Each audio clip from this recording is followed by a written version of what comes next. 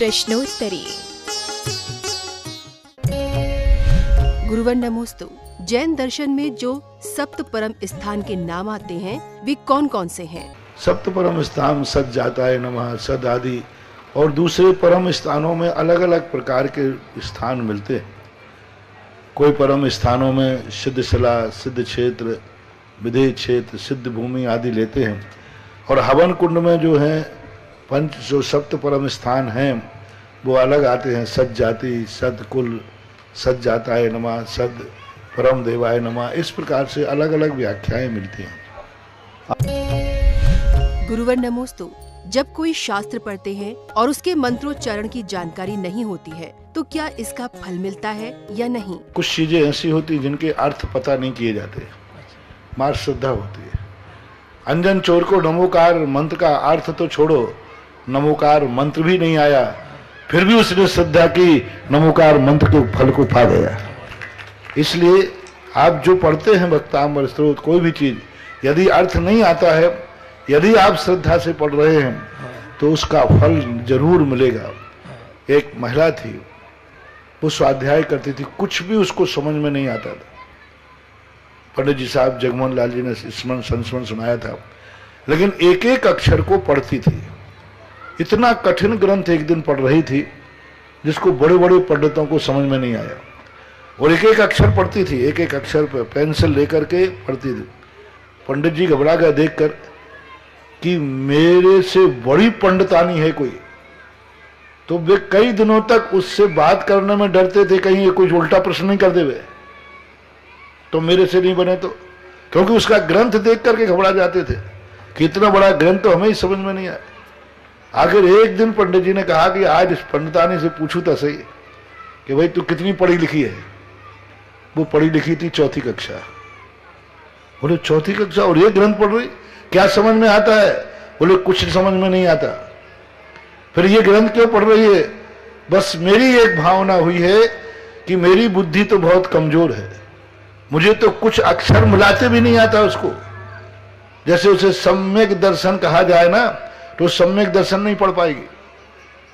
वो पढ़ेगी सा मा या का, ऐसे पढ़ती थी। वो सम्यक शब्द नहीं पढ़ पाती थी और ग्रंथ पढ़ती थी। तो उसने कहा कि मेरी एक भावना है कि मेरे गुरु महाराजों ने जो लिखा है उन अक्षरों को एक बार आंखों से देख लो। गजब। गुरुवर नमोस्तु। माता पिता को क्या करना चाहिए कि उनका बच्चा उनकी अपेक्षाओं पर खरा उतरे? उनको यही करना चाहिए, मैं सदा कहता हूं, जो व्यक्ति अपने बच्चों में जो बुराई नहीं देखना चाहते हैं वो बुराई उनकी जिंदगी में कभी नहीं आना चाहिए। यदि वो चाहते हैं कि मेरा बच्चा कभी क्रोध ना करे तो माता पिता को क्रोध का त्याग कर देना चाहिए। वो चाहते हैं कि मेरा बच्चा कभी गाली ना देवे तो दोनों को त्याग कर देना चाहिए। जो बुराई बेटे में नहीं चाहते हैं उस बुराई को अपनी जिंदगी से निकाल देना, यह सबसे बड़ी बच्चों को सुधारने का अभियान होगा। अक्सर करके आप समझते हैं कि बच्चे को तो चाहते हैं कि बच्चा क्रोध मत करना और स्वयं गाली देते रहते हैं, तो बिगड़ेगा बच्चा। तो पहले स्वयं सुधरना पड़ेगा, बच्चा उसके बाद ही सुधरेगा। गुरुवर नमोस्तु। शास्त्रों के अध्ययन के दौरान झपकी आने लगती है, ऐसा क्या करें जिससे एकाग्रता बढ़े? पढ़ते समय यदि आपको थोड़ी झपकी आ रही है तो कृपया करके आप झपकी ले लें। 5 मिनट के बाद आप बहुत ताजगी महसूस करेंगे, फिर अच्छी तरह पढ़ें। अमेरिका ने एक बहुत बड़ी खोज की है झपकी की। 5-7 साल पहले बहुत बड़ा शोध आया था वैज्ञानिकों ने। निद्रा से ज्यादा महत्वपूर्ण होता है झपकी, इसलिए उन्होंने 5 मिनट 10 मिनट के लिए झपकी लेने के लिए सरकारी ऑफिसों में छूट दी गई। झपकी 5 मिनट में ताजगी लाती है। थोड़ी देर के लिए झपकी आ गई, आपको यदि झपकी आ रही है तो थोड़ा साथ को बंद करके झपकी ले लो। 5-10 मिनट के बाद आप ऐसे ताजगी हो जाएंगे और फिर आप पढ़ेंगे तो फिर झपकी नहीं आएगी, बहुत जल्दी याद हो जाएगा। गुरुवर नमोस्तु। महाराज जी, आपसे लोग डरते क्यों हैं? निडर होने का तरीका बताएं। क्योंकि मैं 24 घंटे बैठ ही नहीं पाता हूँ, डरते। नहीं तो मेरे कमरे में लोग इतना शोरगुल करें मुझे परेशान कर देंगे। वो डर के कारण से थोड़ा दिन भर में मैं 10-15 मिनट घंटे शांति से बैठ पाता हूँ। 100 में से 90 लोग तो चुपचाप नमोस्तु करके चले जाते हैं, और यदि 100 लोग और बोलने लग गए तो मेरा तो क्या होगा। इसलिए भगवान करे कि लोगों में थोड़ा डर बना रहे, जिससे मुझे शांति रहेगी। दूसरी बात है कि कभी साधु के पास व्यक्ति, चोर हमेशा साधु के पास डरता है, अपराधी डरता है। एक संस्मरण सुनाता हूं बेटा तुम्हें, कि एक बार एक बहुत बड़े वकील थे, बहुत बड़े वकील थे। इतने वकील थे कि जिस दिन पेशी होती थी या तो टेबल टूटती थी या उनका हाथ टूटता था। इतने भयंकर वकील थे। बहुत दिन पहले की घटना है, लगभग 80-82 की। वो वकील पड़घान खड़े हुए। अब वो पड़घाते समय इतने बुरी तरह कांप रहे हैं, मैं उन वकील को जानता था, ऐसे कांप रहे कि जो कलश था वो हिल रहा है। तो मैंने समझा कि शायद इनको फीवर है। तो मैंने कहा ऐसे फीवर में क्यों पड़गा रहे, और कांप रहे वो पूरे, और इतने डर गए वो। मैं खड़ा हो गया पड़घान के लिए, और अंदर ले जाकर के वो इतने घबरा गए कि वो उनकी बैठक में से गए तो मेरे से बोले, आइए साहब बैठिए सोफा पर। उनकी पत्नी ने कहा कि तुम्हें शर्म आती है क्या? बोल रहा महाराज जी सोफा पर बैठेंगे, अंदर ले चलो। ओ सॉरी सॉरी सॉरी। अब वो कांप रहे। मैंने समझ लिया कि आजकल वकील साहब की सिट्टी पुट्टी बंद है। तो मैंने सोच लिया था कि आज इनकी 10 गलतियां माफ करूंगा, और मैं चला गया। अंदर जाकर के उनसे शुद्धि बोलने को कहा। उनकी पत्नी कह रही शुद्धि बोलिए। वो कह रहे क्या? बोले 2 दिन से लटा रही हूं, क्या पढ़ रहा है तुमसे बताओ। बोलो। उन्होंने ऐसी शुद्धि बुलाई जैसे 5-8 साल के बालक को। बोलो मन शुद्धि, वो बोला मन शुद्धि, वचन शुद्धि, काया शुद्धि, ऐसे बोलवा पर। और एक गिलास दिया, और वो भी ऐसे कांपते दिया कि मेरी अंजलि से नीचे गिर जाता। लोगों ने पकड़ा कि वकील साहब आप ऐसे। वो एक गिलास देके पीछे खड़े हो गए। आहार के बाद हम आचार्य श्री के संग में ही थे सब। आचार्य श्री के पास आए। बोले महाराज आज पता चला कि दुनिया में डराने वाला भी कोई मेरे पास है। मैं आज तक दुनिया में कहीं नहीं डरा, कभी नहीं डरा, बहुत निडर वकील थे। लेकिन आज ये क्या हालत बन गई, मैं ऐसा कांप गया। तो आचार्य श्री ने पूछा कैसा लग रहा था डरते समय? बोले बस एक ही डर लग रहा था, इस महान पवित्र आत्मा के सामने कोई गलती ना हो जाए, क्योंकि मैं गलतियों का पुतला हूं। कोई झूठ ना निकल जाए, झूठ मेरा बोलना पेशा है। तो बस एक ही बात का डर लग रहा था। तो कभी कभी पवित्र आत्माएं जब सामने होती हैं तो एक ही डर लगता है, कहीं चूक ना हो जाए, गलती ना हो जाए। और उन्होंने महसूस किया कि दुनिया में कोई ऐसी पवित्र शक्ति है जो अच्छे अच्छे लोगों को कंपायमान कर सकती है। तो साधु के लिए ये विशेषता है। अच्छा है कि डरते रहें। ना मैं शेर हूं, भाई देखो बस सीधा साधा उपमाएं हैं। ये निडरता इसलिए भी आती है, सत्य को आंच किया। सत्य कभी डरता नहीं।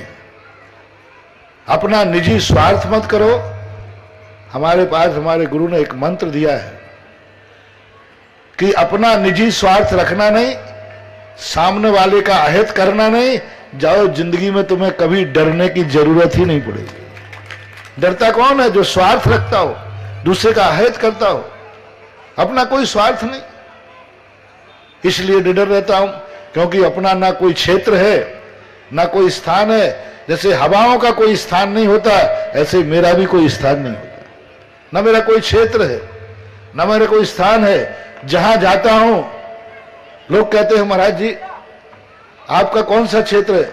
मैंने कहा मेरे गुरु ने वो साधना कराई है कि मैं जहां बैठ जाऊं वही तीर्थ क्षेत्र है। तीर्थ क्षेत्र वो बनाते हैं जिनकी साधना में तपस्या नहीं होती है। साधना तो वो तीर्थ है जहां बैठ जाएगा उस माटी को तीर्थ बनना पड़ेगा। डर लगता है तो ये उनकी कमजोरी है कि वो गलती करने से डरते हैं। यदि वो भी निडर हो जाएंगे तो हो जाएंगे। कभी निजी स्वार्थ मत रखो, दूसरे का अहित मत करो। ये पॉइंट जिंदगी में हर व्यक्ति ले लेगा तो हर व्यक्ति निडर हो जाएगा। गुरुवर नमोस्तु। किसी का भला करने के लिए झूठ, चोरी, पाप करे तो वे किस श्रेणी में आता है? के लिए झूठ बोलना पड़ता है तो वो पाप नहीं कहलाता। कभी किसी बच्चे को जीवन दान देने के लिए, जैसे तुम्हारी मम्मी कभी तुम्हारी वस्तु को छुपा लेते हैं तो वो चोरी नहीं कहलाती, क्योंकि तुम खाओगे उससे ज़्यादा तो नुकसान करेगा। जैसे माँ बच्चे से कहती बाबा ले गया, तो ये झूठ नहीं कहलाता, ये उसके हित में कहलाता है। तो यदि कोई क्रिया हित में की जाती है तो वह पाप के अंतर्गत नहीं आती।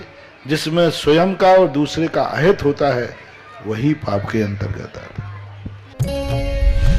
गुरुवर नमोस्तु। अभिषेक के लिए जाते समय वेदी पर चढ़ना पड़ता है, तो क्या दोष लगता है? जहाँ तक भगवान विराजमान होते हैं उस वेदी पर कदम नहीं रखना, और यदि कभी अभिषेक आदि के लिए जाना पड़े तो सीधे वेदी पर खड़े नहीं होकर वेदी के ऊपर एक पिलाई रख लेना चाहिए। सभी लोगों के लिए बच्चे ने प्रश्न किया, सभी लोग सुने।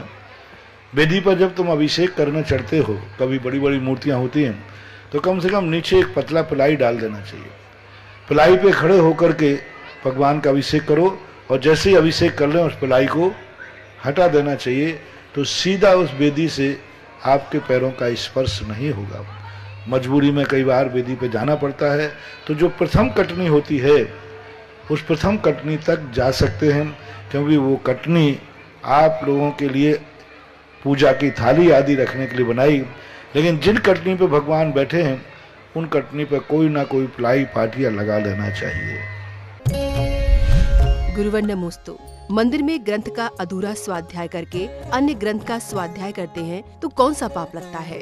छूटने में पाप नहीं लगता, लेकिन फिर भी उस ग्रंथ को व्यवस्थित रखना चाहिए और उसको खोज करके रखो जो स्वाध्याय करना है। तो मंदिर कोई ज्यादा बड़ा नहीं होता, थोड़ा खोज लो।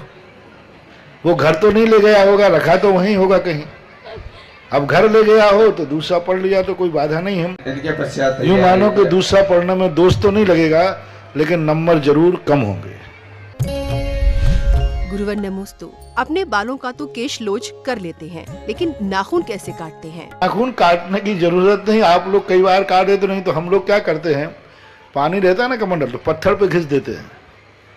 ऐसे पत्थर होते हैं ना, जब शुद्धि करते हैं तो पत्थर के ऊपर यूं घिस देते हैं। प्रतिदिन घिसेंगे तो वो बढ़ेंगे नहीं, और हो जाते हैं तो थोड़े गीले हो जाते हैं तो उनको तोड़ देता हूँ, तोड़ भी देता हूँ, घिस भी लेते हैं। ऐसे कई कारणों से हो जाता है। गुरुवर नमोस्तु। स्कूली बच्चे जैन धर्म के बारे में चिढ़ाते हैं, आखिर जैन धर्म है क्या? धर्म जो है उस पर प्राकृतिक धर्म है, नेचुरल धर्म है। कपड़े अपनी नेचुरल बॉडी को वो छुपाते हैं जिनके अंदर कोई पाप होता है। कुदरत ने व्यक्ति को दिगंबर भेजा है और दिगंबर ही बुलाता है।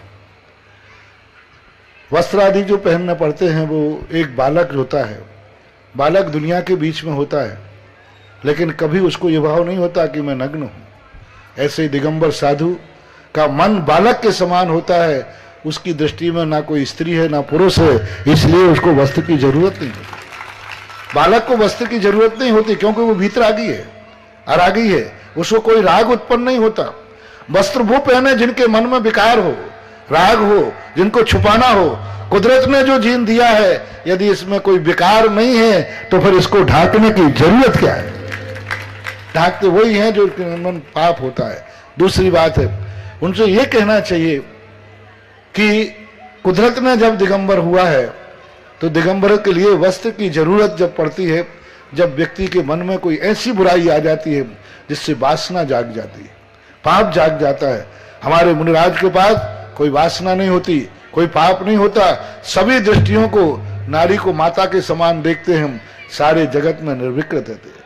दूसरी परंपरा दिगंबरत्व की, जो हर दर्शन में दिगंबरत्व का महत्व है, हर दर्शन में, लोग स्वीकार करें या ना करें। वैष्णव दर्शन के अंदर देखो, जब वज्रमयी बनाने की बात आई गंधारी के लिए, गंधारी जब अपने बेटे से व्यामोहित होती है कि ये बेटे को कैसे बचाऊं, बचने वाला नहीं है, तो जिंदगी भर की साधना उसने कहा, बेटा तू निर्वस्त्र होके आ जा। अरे जिस मां की दृष्टि एक व्यक्ति को वज्र का बना सकती है, तो क्या उस मां की दृष्टि एक छोटे से कपड़े का भेदन नहीं कर सकती थी? क्यों नग्न बुलाया गंधारी ने अपने बेटे को? कितना बड़ा बेटा था दुर्योधन, दादा बन चुका था दुर्योधन, बहुत बड़ी उम्र बुलाया, दादा बन चुका था। उस समय मां कहती तू दिगंबर होके आ जा, मैं तुझे दृष्टि से देखूंगी, तू अमर हो जाएगा। एक छोटा सा वस्त्र भी दुर्योधन ने किसी के बहकावे में आकर के एक छोटा सा वस्त्र पहन लिया। जब गंधारी ने दृष्टि खोली तो उसने कर्म ठोक लिए, जा तेरी मौत वहीं से होगी जहां तूने वस्त्र से ढांक लिया है।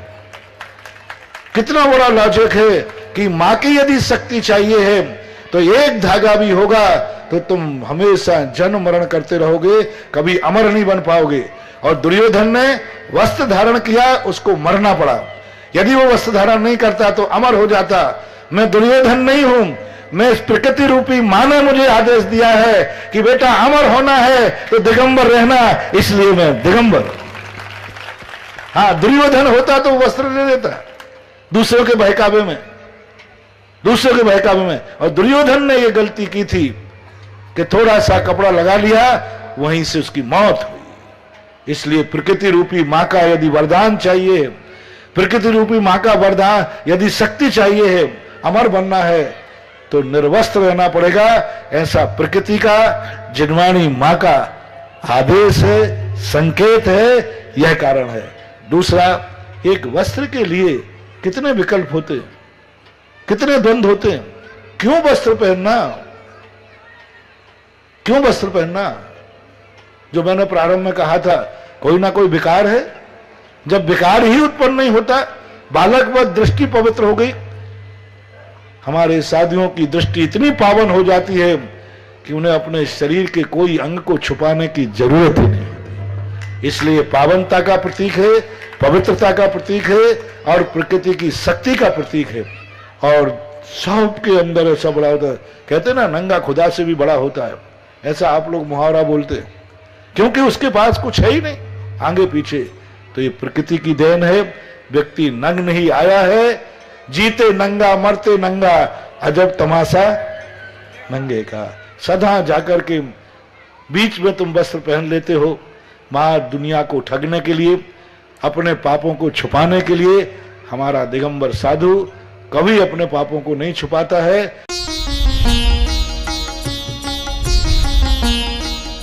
सुधा प्रश्नोत्तरी।